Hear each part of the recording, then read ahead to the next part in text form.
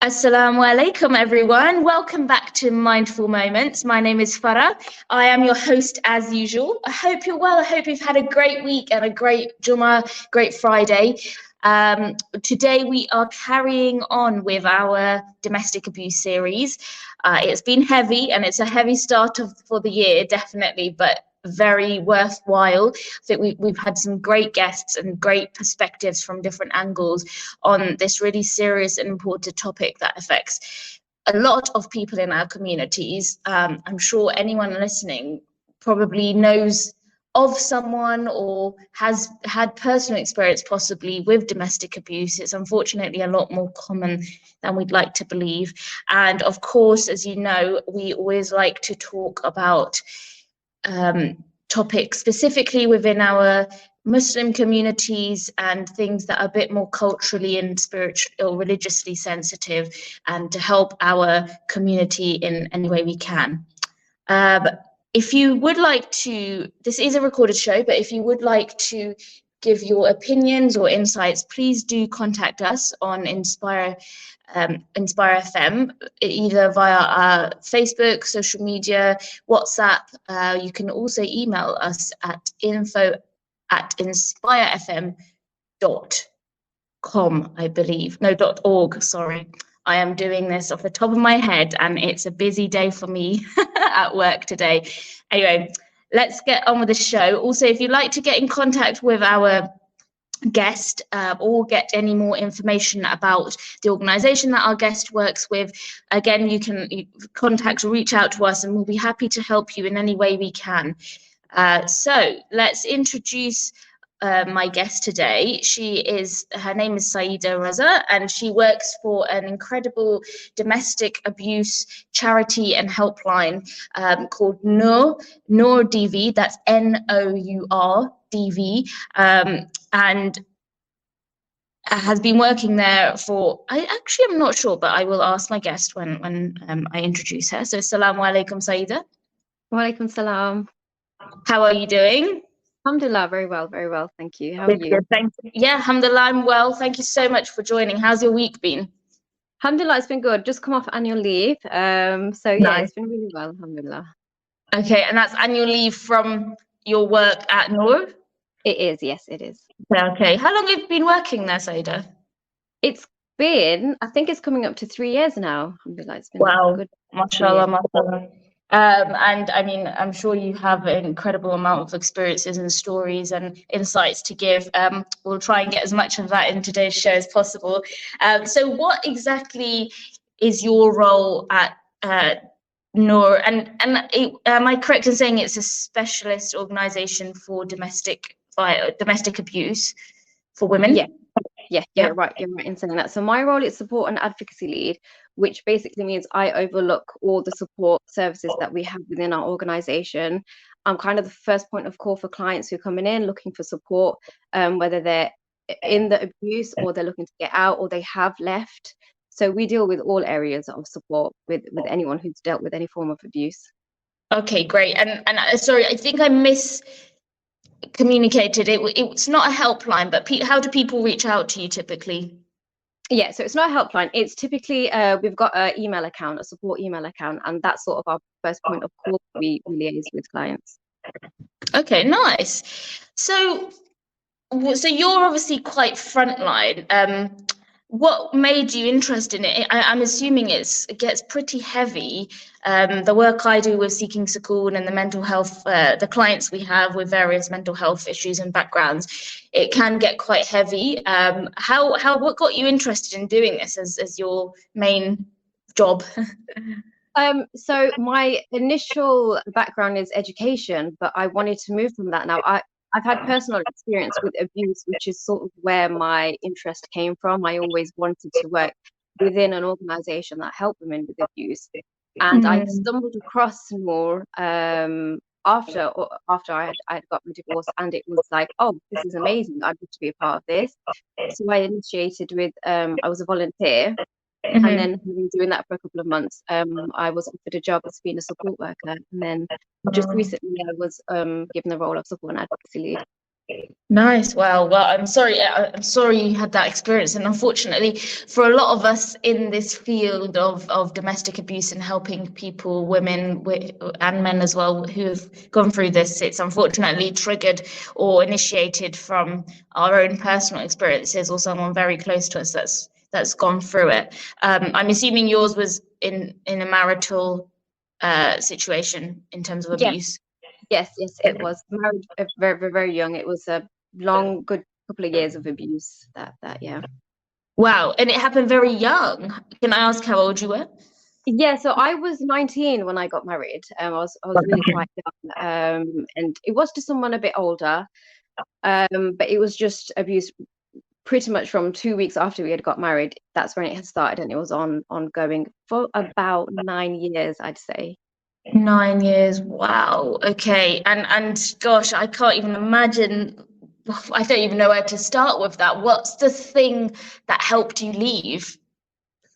The main thing that helped me leave it was I had children at the time, and there was an incident where it would have physically hurt my daughter, and that was sort of like, right, that's it, I have to leave. But it was a sort of case of, what do I do? Where do I go? What are my options? So it was a very scary move, and not knowing what's out there. But yeah, that was definitely the point. Yeah. Can I ask how your family were with leaving or?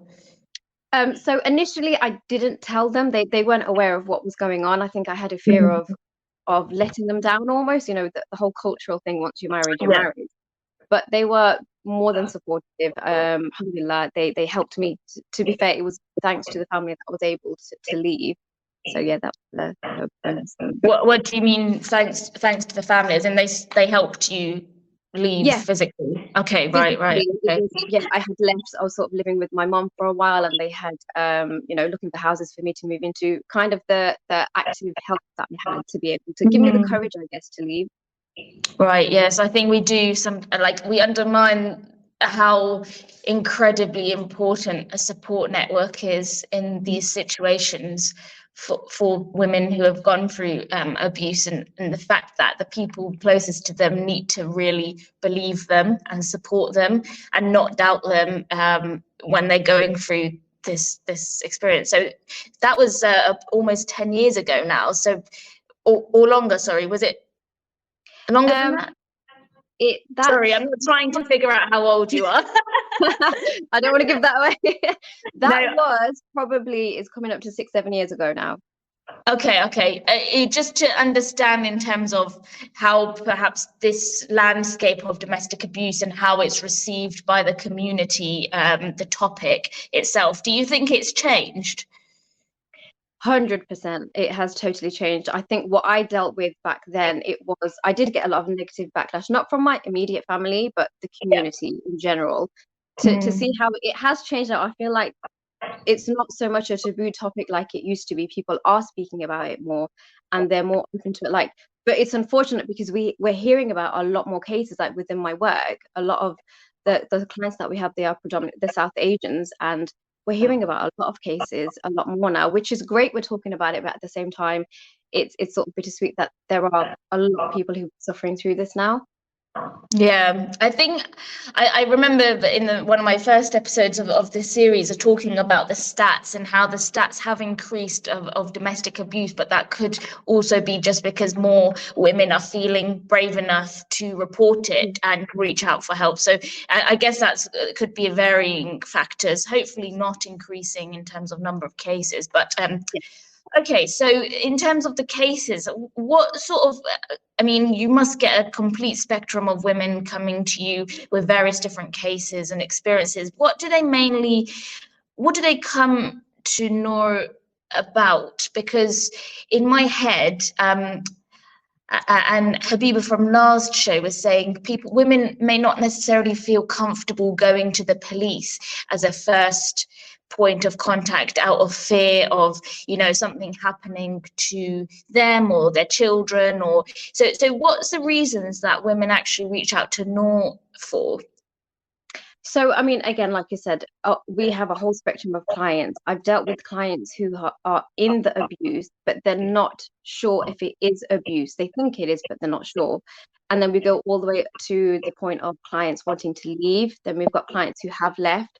So they're coming to us. A lot of them is just, can I have some information? Can I have some help? I don't know what to do. They just want that support and advice. What are my options? What can I do? And then we Mm. do have clients, I have had clients who are right in the midst of the abuse, but they're stuck. They can't leave, whether, they might be in danger. A lot of them, it's physical danger. So then it's like, how can we help them amongst that peak point of danger for them? And then we've got clients who have left, they've fled, they're in a refuge, they need financial assistance or housing assistance. So it's a whole array of cases. Right, that's amazing. So do you signpost women, for example, for financial support or in need of a refuge? Do you predominantly signpost to the various other organisations? For refugees, yes, it's usually signposting. For financial aid, we do have some grants that we give within our own organisation. However, if the clients have different needs, we can do external grants for them or we'll signpost wherever we feel like we need to if it's something that we can't help with. Okay, so there's in-house things you do as well. And what about like sort of mental health support? Because obviously they're going through a complete shocking time and just complete stress and trauma that they've just gone through. And also often what I find with women, especially if they have children, is they don't actually manage to process their trauma because they go into complete rational mode. I need to do this, I need to find a place to stay, I need to feed my children, I need to, they're just complete thinking brain as opposed to hang on, let me feel my emotions. What happens with that? Yeah, so that's actually the most demanding services that we have. We've got a counselling service, so we offer long-term trauma-informed counselling sessions to clients, and obviously all of this is free. So I mean, a lot That's of amazing. yeah, we have organizational referrals coming in, and we also assist with emotional support. That's a little bit more short term, but it's just to help clients as they wait for the counseling. But I mean, the need for that is so, so great. But also to note that, again, like I've said, a lot of our clients are South Asians. They're looking for that cultural understanding, which they Mm. perhaps won't find in maybe some NHS services and things like that. So it's great that we can feel that need for them, but it's not enough. It's a shame we can't do more because the need is so great. Yeah, I do feel the same with when running Seeking School, the mental wellbeing organisation here in Luton, and in terms of just the number of women that need that cultural connection and even language connection in some cases that unfortunately the NHS cannot provide. But that's why I guess services like yourself and Seeking School are set up to try and fill that gap. But I guess you have an incredible influx of women coming in, and sometimes it must be quite overwhelming and in terms of how many people you have to actually help. Okay, let's move on. And by the way, the fact that you provide the trauma service, I think is, and the counselling, I think is incredible. A lot of women just don't focus on that. Yeah. And then it just leads to issues further down the line in their other, if they go on to have other relationships, or even with their children, or what they project onto their children. So it's amazing, mashallah. So in terms of moving on to what we can sort of do as a community to help prevent domestic, well, first let's look at helping the victim when the actual incident is occurring. If you see your family or a friend that you know of, or a woman that you think, okay, she's maybe showing some signs of abuse, how can you perhaps, well, if you can spot it, how can you spot it, and then also what can you do to help? I think it's tricky because personally for me, I made sure I do everything I possibly could so that nobody would know. So it's hard to sort of Right. spot out. But I think the main thing is just be there. Because I mean, I reached out to one of my friends, and it was because she was always there, and she was always had a listening ear, but the door was left open. I think the main thing is that we're speaking about abuse more now, so people know that, okay, there are avenues that they can speak to. So it's just being understanding. And then if you do feel like someone is going through abuse, I think the key thing is not to pressure them into getting sort of getting the support. They have to be ready to get the support themselves. So just let them know, there are places you can go for support. Mhm. There's help out there for you, and then just at their own pace. Because I think sometimes if we pressure them, it scares them, and then they're worried because it's already Okay. happening. Right, and there's always a strange, it's quite intriguing. There's always a protective element for some women over their partner, even though the partner is the one who's abusing them. So they can often be triggered to become quite defensive of their situation and say, no, no, it's completely fine, and often make excuses for the partner, right? Absolutely. Again, it's because there's a bond. It could be a trauma bond. There is a bond there, whether it's their partner, isn't it? And they could have spent a couple of years with them. They may have children there. So it's not just as simple as, oh, just leave, or, oh, for instance, just report them. There are other factors, and that fear can overtake them. So it's something that they have to be ready to take on and do themselves. And again, it's incredible, obviously, and unfortunate that obviously you've had this experience, but then you can often speak from experience because you were in that situation for, was it 9 years you mentioned? And often people just don't understand why a woman cannot leave, even after the man's physically abused her. What is the background to that, and what's their fears? It's a whole number of factors. For instance, a lot of the ladies can be reliant on the abusive partner financially. If they leave, what will they do financially? Where will they live? What will the children do? They're dependent on them. So it's not as simple as, oh, just leave. They have to start fresh. But how do they do that when they don't know what their options are? And it's scary because sometimes that's all they know is their husbands. We have ladies who have come from different countries. They don't know the system here. So it is a very scary, and it can be quite isolating as well. So Okay, so back to the community and what we can do to support the victims. So you mentioned of sometimes women do cover up the fact that they are going through this, and especially from their family members, or perhaps they don't want their mum or their siblings or parents to worry about them. So you're saying obviously provide a listening ear, always be there in support. So when that person does feel a need or have some confidence to speak out, they will know that there are people to go to.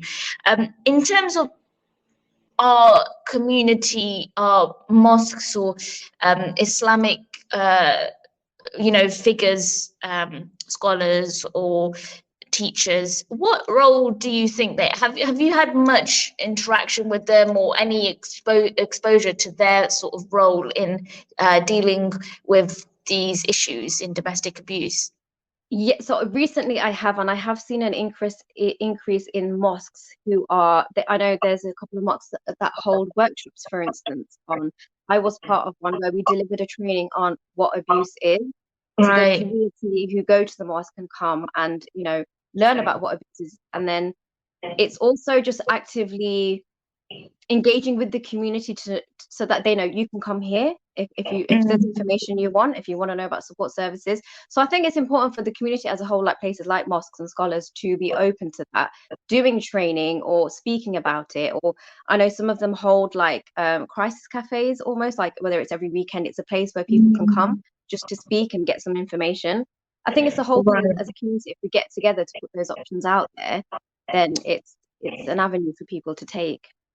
Yeah, that's really great to hear that they're taking more actionable, proactive steps to raise awareness of the topics. And so I obviously one of the important things is for the mosques to be aware of all the various organizations like Noor or other domestic abuse charities that can help women or men or families going through this issue.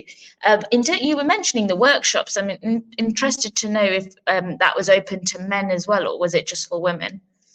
This particular one was for women only. It was me and my colleague who ran that. But after we did that one, a lot of the feedback we got from the clients was, you need to do one for the brothers as well, because it's collectively for both. So again, there's a need. I think in the mosque community, there is a lot more work that can be done, but at least we're seeing steps, and there are places that are doing it. So inshallah, it can grow on. Yeah. and I am aware of Imams Against Domestic Violence, which is a movement of imams or the leaders of the mosques, sort of working together to create awareness of this in the UK. So, the whole dynamic, the landscape is changing, inshallah, and it's warming to know that. Okay, and moving on to what was the other thing? Oh yes, in terms of prevention. So I guess that's sort of overlapping with what we're talking about at the moment. From your perspective, obviously you're very frontline and you have a slightly different line of work, but in terms of prevention, what do you think are maybe the key points that can prevent just an increase in, or even just men going on to abusing women in marital situations? Obviously, abuse is not just limited to a marital situation. It can be, a father or mother to their daughters, or a friendship, or any sort of relationship, really. But what do you think are the key points to prevent abuse from going on, and for the cycle to break from the generations that we're seeing at the moment? I think the main thing is, again, this was mentioned at the mosque that I had gone to.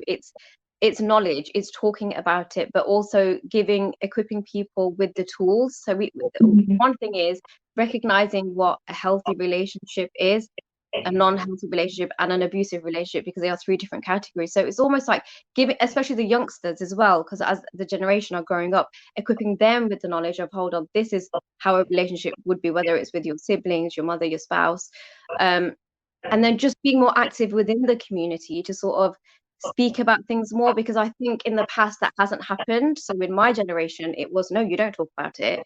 You don't even know the signs. But if we speak about the signs, we're giving people the knowledge, then perhaps it can break the cycle, because we can recognize it before it gets sort of out of hand and out of control. That's an interesting point. And I feel like, as like you said, people in certain generations or the older generations didn't speak about it, and it's almost like the elders do, especially in the South Asian or the Muslim community in general, the elders have a very important role in terms of everyone listens to them, and they can pretty much direct what a family does and doesn't do.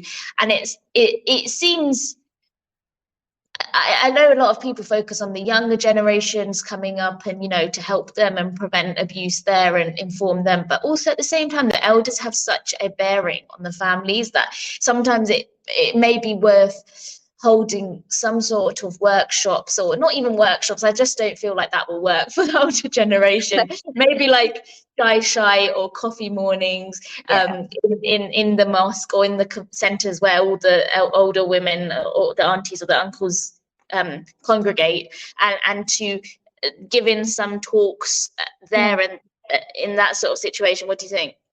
Absolutely. Again, we had that feedback from our one workshop that we did. That's the feedback we had. Can you do one in different languages, for instance, Bengali, Urdu, whichever language they speak in?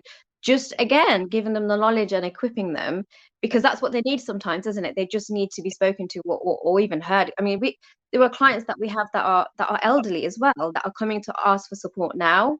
So again, I think I agree with that 100%. Okay, that's really good to know.